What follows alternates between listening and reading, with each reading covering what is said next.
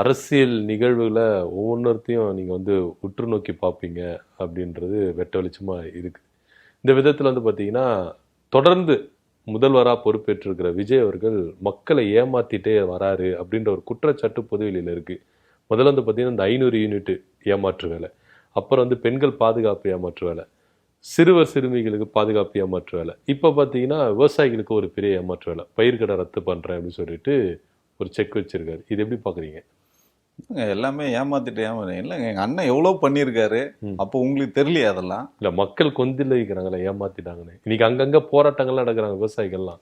அப்போ அது வந்து ஏஐ வீடியோலாம் இல்லையா அது? ஓ, இது வரைக்கும் ஏஐ வீடியோ நினைச்சிட்டு இருக்கீங்களா? ஆமா, அப்படித்தானே சொல்றாங்க.